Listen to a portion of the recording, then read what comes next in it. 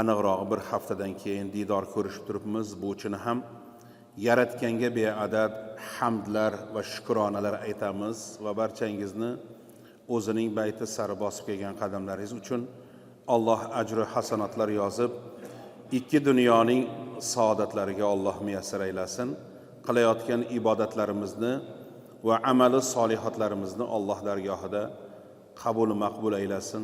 Bandachilikdagi xatolar, kamchilik, nuqsonlarni Alloh kechirib, afv aylab qilayotgan barcha yaxshiliklarimizni Allohim barakotli qilib dargohida qabul etsin va bardavom qilsin.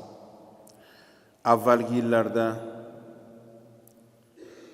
sodir etib qo'ygan gunohlarimizni Alloh o'zi afv aylasin, yaxshiliklarga almashtirsin. Mana boshlagan yangi kun, yangi yillarimizda avvalgi yillarda qila olmagan, ulgura olmagan yaxshiliklarimizni, solih amallarimizni, toat, ibodatlarimizni inshaalloh bu yillarda to'la to'kis, bekamu ko'st ado qilishligimizni Alloh barchamizga nasib etsin. Hammamizni Alloh yuzlarimizni yorug' qilsin. Hayot, turmushimiz go'zal va farovan va ofiyatli bo'lsin. Mana bu yilgi yilimizni nomi ham yana biz uchun yaxshilik bir bo'lishligi uchun yaxshi nom bilan, atama bilan nomlandi. Bu ham Xudo xolasa samaralari, yaxshiliklari o'zimiz uchun bo'ladi. Nomini eslatib qo'yadigan bo'lsak, mahallalarni rivojlantirish, jamiyatni yuksaltirish yili deb nomlandi. Har ikki jumla ham hamma yaxshiligi, manfaati, xayriyoti o'zimiz uchun, ya'ni sizga, bizga. Bu qilinayotgan ishlarimizga ko'z yumib bo'lmaydi. O'tmish bilan avvalgi yillar bilan qiyoslasak, hozir Xudoga shukr, barcha ishlarimiz yechimini topyapti. O'sha har qanday norozi kayfiyatda bo'lib turganlarimizga ham qiyoslab haqiqatni ochib bersak, o'zini gapirgan gapiga, e'tiroziga o'zi ham qarshi chiqib qolayotgan holatlari ham bo'lyapti. Buni bitta misol tariqasida aytadigan bo'lsak, ilgari shunday masjidlar bo'lganmi? Shunday gilamlar solinganmi? Yo'q. Mana yo'llar Xudoga shukr tekis ravon bo'lyapti. Kundan kunga rivojlanish, yangilanishlar bo'lyapti. Bu uchun bizdan talab etiladigan narsa nima? Shu qilinayotgan ishlarga hissa qo'shish, ko'mak berish, yordam berish, bu qilinayotgan yaxshiliklarga qalban rozi bo'lish, hech bo'lmaganda duo qilish qo'limizdan keladimi? Xudoga shukr. Hammasini qilishga qo'limizdan keladi. Hissamizni qo'shishga ham, uni asrab avaylashga ham, yordam, ko'mak berishga ham, bunday ishlarni ko'paytirib qilishlik ham inshaalloh qo'limizdan keladi. Bu ishlarni qilishlik biz uchun alhamdulillah sadaqa joriya bo'ladi. Bir kun o'tish bor.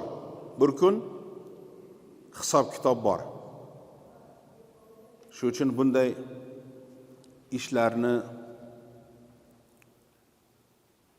tepasida bo'lsak, ishtirokchisi bo'lsak, zarar yetkazadigan narsalardan, gunoh, ma'siyat ishlardan o'zimizni saqlaydigan bo'lsak, nurun alo nur bo'ladi. Chunki bu dunyo imtihon, sinov dunyosi. Har kim ekkanni o'radi. Bugungi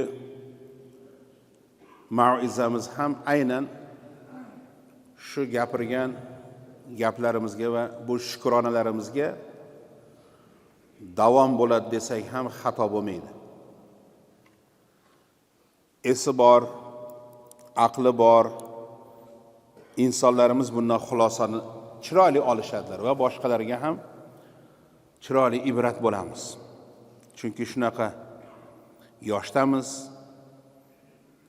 hayotni og'ir yengil kunlarini boshimizdan o'tkazganmiz va yoshlarga biz kattalar chiroyli ibrat bo'lib bersak, yoshlar ham adashmasdan, og'ishmasdan shu bizlarni dinimizni ko'rsatmalariga amal qilsalar inshaalloh maqsadga muvofiq bo'ladi. Xudoyim yana ziyoda qiladi. Allohning va'dasi bor. Shukr qiladigan bandalarimga ziyodaligini beraman, ko'paytirib beraman degan Allohning va'dasi bor. Demak, hech narsa yutkizmas ekanmiz, aksincha. Hamma foyda, hamma yaxshilik shukr qiladigan bandalar uchun bo'ladi. Teskarisi aksi bo'ladigan bo'lsa, noshukrchilik qiladigan bandalarga Xudoning azobi ham qattiq. Borini olib qo'ysa qo'limizdan hech narsa kelmaydi. Alhamdulillah, umid qilamiz va duolarimizda inshaalloh bardavom bo'lamiz. Mahallalarimiz rivojlansin, kundan kunga yaxshi, ko'rkam, chiroyli bo'lsin, fayzli bo'lsin, barakotli bo'lsin. U mahallada istiqomat qiladiganlar hamjihat bo'lsin, mehr oqibatli bo'lsin, qo'ni-qo'shnilar haqlariga rioya qiladigan bo'lsin. Hamma bola chaqasini shu tinch, osuda zamonda ularni bag'rida rohatlanib yashamoqliklarini Alloh nasib etsin. Yurtimiz bundan-da jamiyatimiz yuksalsin, yuksalishini o'zimiz alhamdulillah guvoh bo'lib turibmiz. Bugungi bo'ladigan mav'izamiz hisob tarozisida og'ir keladigan, savobi og'ir keladigan amallar haqida to'xtalib o'tamiz.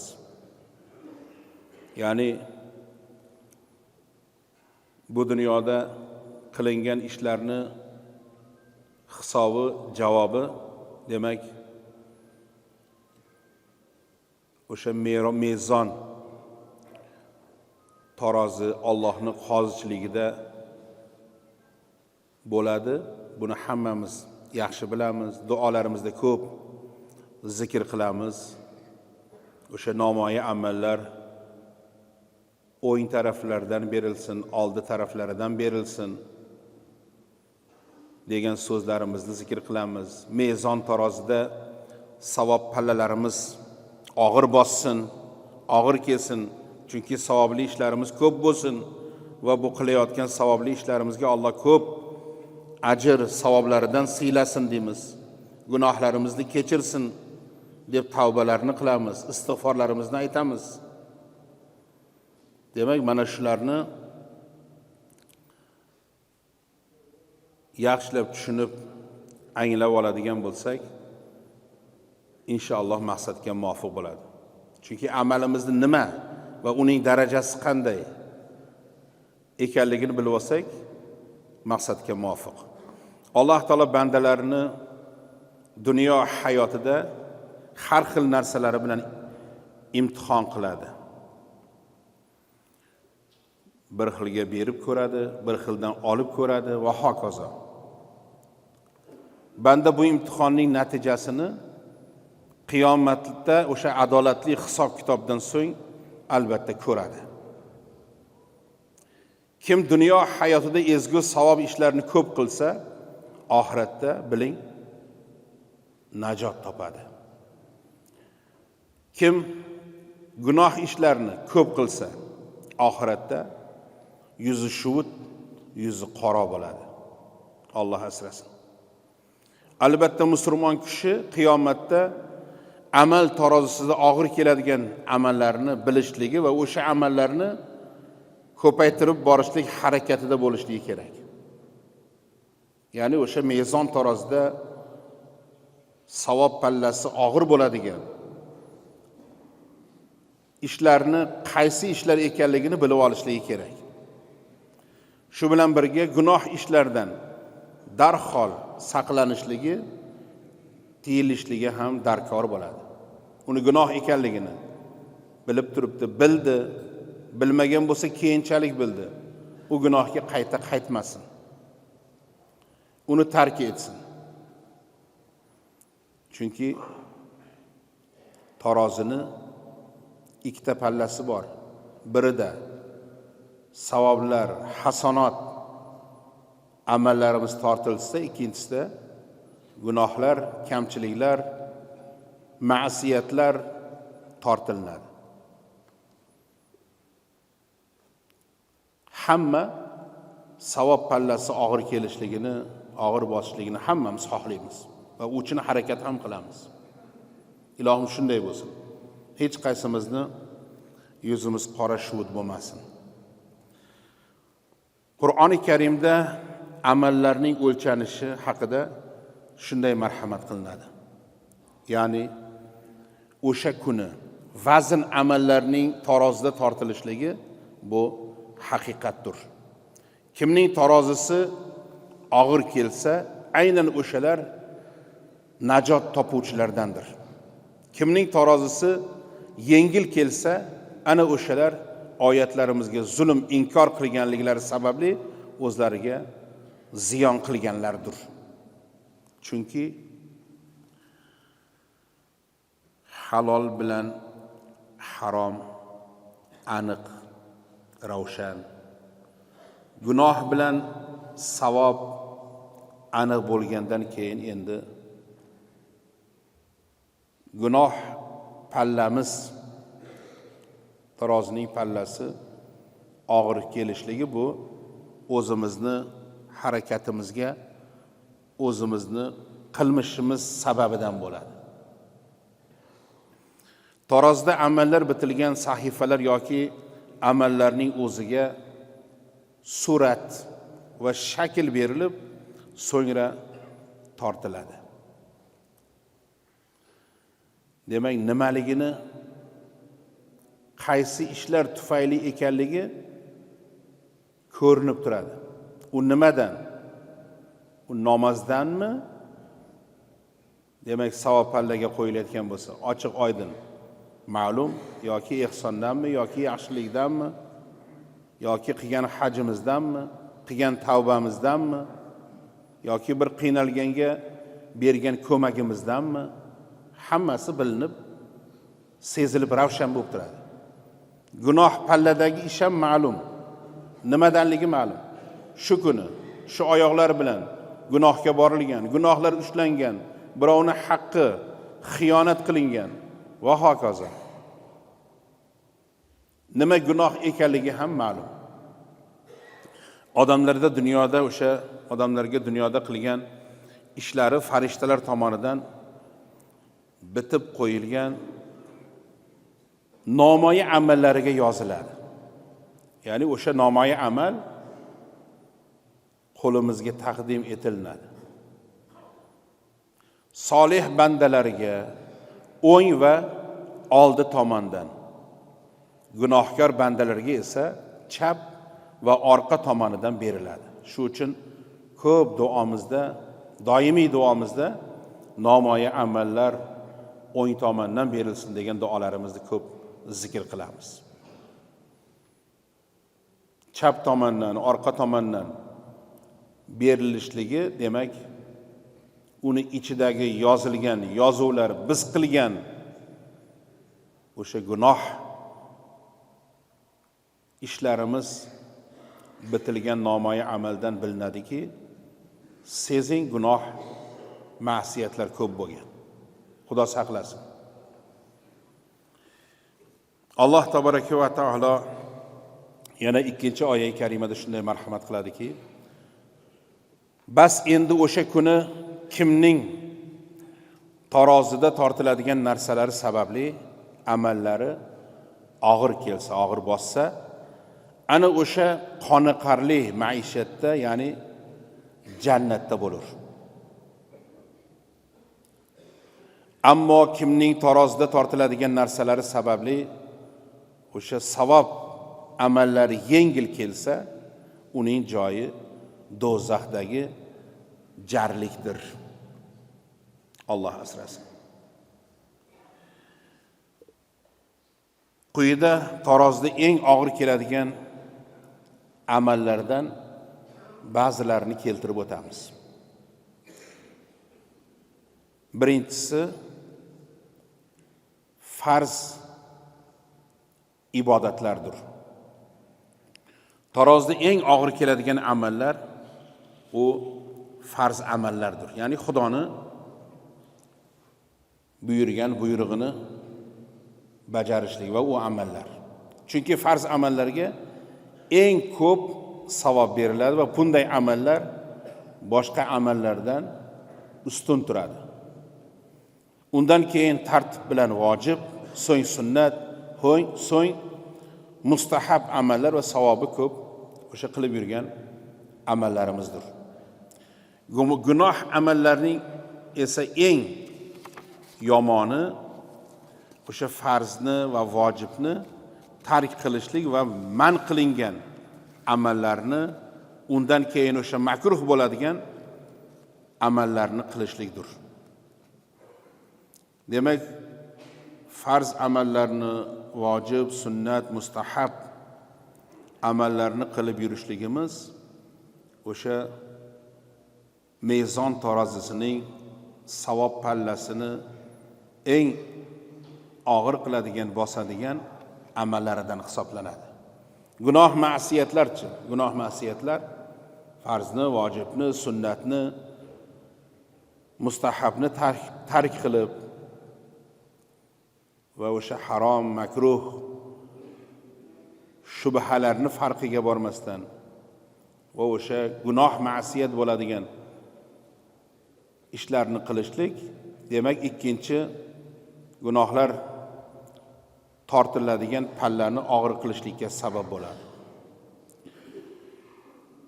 Bu ma'nolarni bizga quyidagi hadis sharif ham bayon qiladi. Rasululloh sallallohu alayhi vasallam shunday deganlar.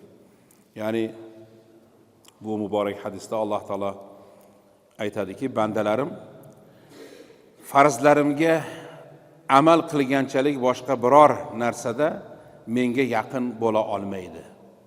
Bandam menga nafillar bilan yaqin bo'lishlikda bardavom bo'ladi, hatto men uni yaxshi ko'rib qolaman. Ya'ni Allohning muhabbati bo'ladi. Agar yaxshi ko'rib qolsam, eshitadigan quloqi, ko'radigan ko'zi, ushlaydigan qo'li, yuradigan oyog'i bo'laman. Agar mendan so'rasa, uni so'ragan narsalarning barchasini beraman. Agar mendan panoh so'rasa, panohimga olaman dedi.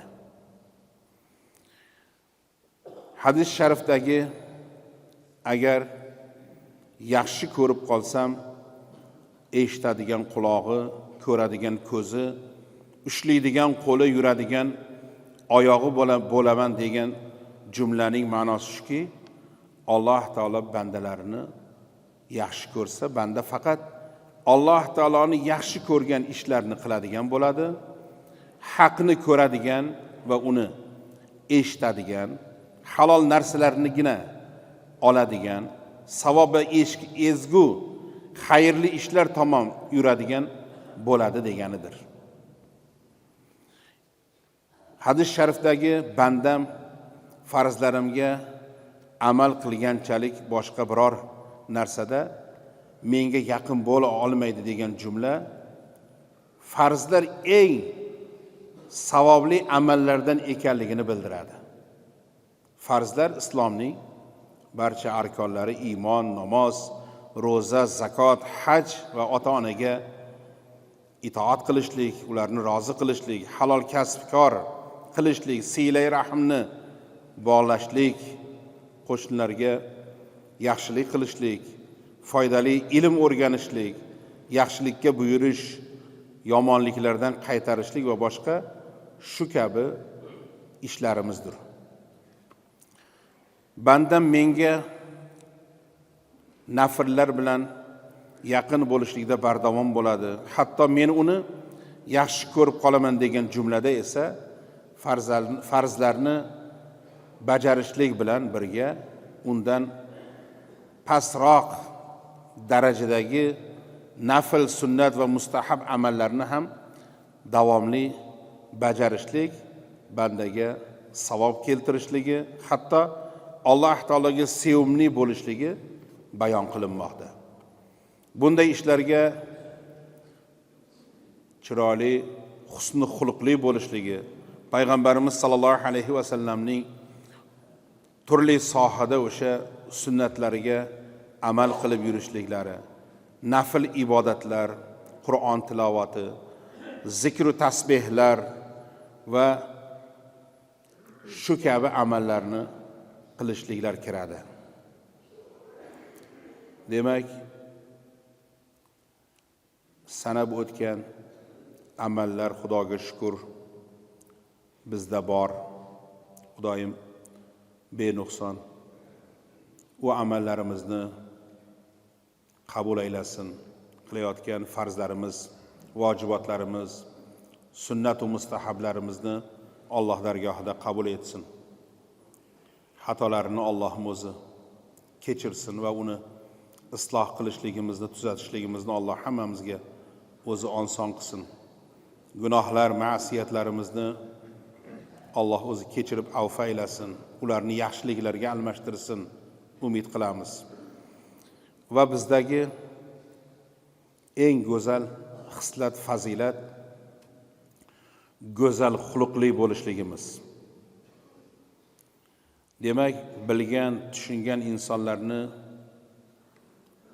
ularga ziynat beradigan narsa bu go'zal xulqi odobidir inson.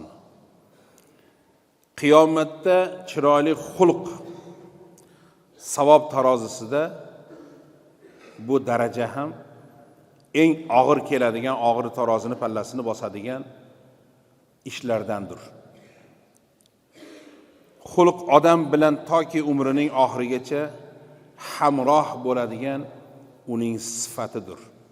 Agar musulmon kishi xulqini, odobini chiroyli qilsa, bu uning uchun katta yutuq bo'ladi, najoti bo'ladi. Qiyomat kuni har bir kishi xavotirda va xavfda bo'ladi. Bor amallaridan ortiqcha yana bittagina bo'lsa ham savob amali bo'lishligini orzu qilib qoladi. Tarozisida og'ir keladigan, uni og'ir keladimi yoki yengil keladimi, uni intizorlik bilan kutib turadi. O'shanda chiroyli xulqlar odamning joniga aro kiradi. Payg'ambarimiz sollallohu alayhi va sallam aytadilarki, muborak hadislarida Imom Termiziy rivoyat qilganlar, ma min shay'in fil mizani asqalu min husnil xulqi. Tarozida chiroyli xulqdan og'ir keladigan amal yo'qdir dedilar. Qarang, go'zal xulqli bo'lishligi tarozida og'ir keladigan, ya'ni savob pallasidagi og'ir keladigan amallardan ekan. Bu darajaga Alloh hammamizni o'zi loyiq qilsin. Xulqimiz go'zal bo'lsin. Payg'ambarimiz sollallohu alayhi va sallam musulmonlarning bir-biridan ustunligi chiroyli xulqda ekanligini ham aytganlar. Ya'ni go'zal xulqi bor inson afzal, fazilatli inson, ortiq inson deb aytganlar. Yaxshi xulqli odamni oldiga hamma boradi. Hamma gapini tinglagisi, eshitgisi keladi. Odam to'ymaydi. Biron narsa o'rgansam, biron narsa bilsam. Chunki go'zal xulqli odamdan yomonlik chiqmaydi. Hech qachon gunohga, ma'siyatga odamlarni undamaydi. Qayerda gapirish kerak, nimani gapirish kerak, qayerda jim bo'lib sukut qilish kerak, nima ish qilishlik kerak, kattalarga qanday muomalada munosabatda bo'lishlik kerak, hammasini yechimini o'sha risoladagidek qiladi. Xulq mana shunday narsa.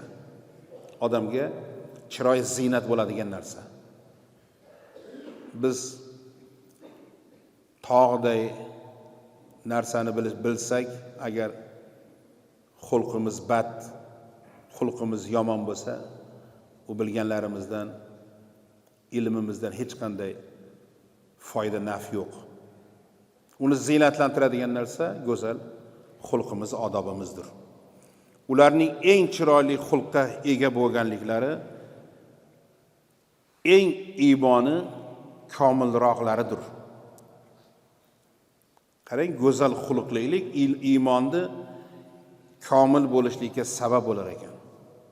Bu haqda muborak hadis sharifda shunday deyilgan.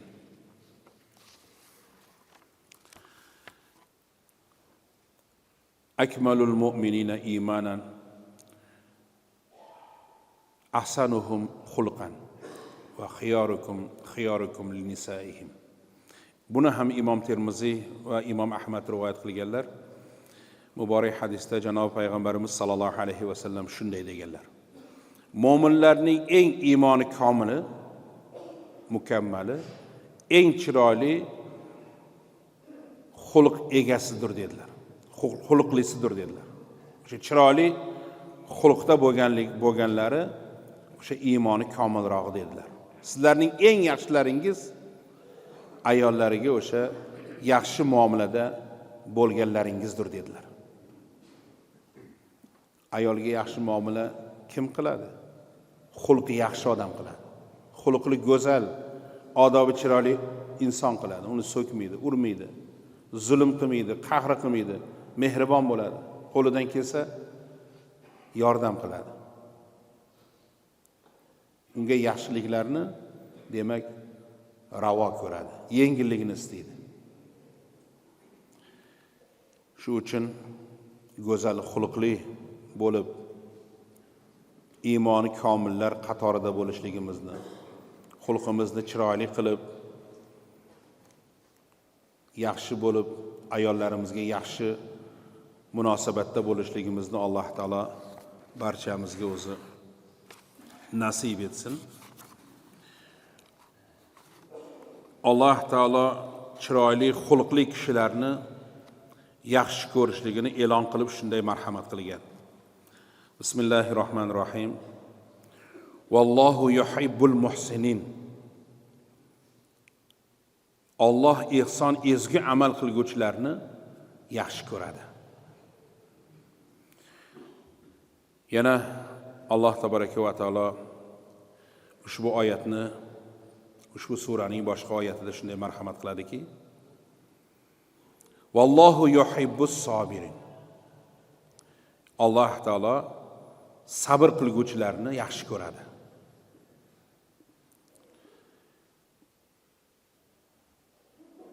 Innalloha yuhibbul muqsitin. Albatta Alloh taolo adolat qilguvchilarni yaxshi ko'radi. Kishi o'zgalarga yaxshilik qilishlikni eng yaqinlari, o'sha oila a'zolari, qarindosh urug'lari, qo'ni qo'shnilaridan boshlashligi lozim bo'ladi. Yaxshilik moddiy va ma'naviy ko'rinishda bo'lishligi ham mumkin. Yomonlikdan tiyilishlik esa odamlarga tili va qo'li bilan ozor bermaslikdir. Tabassumli va ochiq yuzli bo'lishligi va badqavoqlikdan, qovoq uyushlikdan saqlanishlik ham bu ham chiroyli xulqlardandir. Alloh tabaraka va taolo barchamizni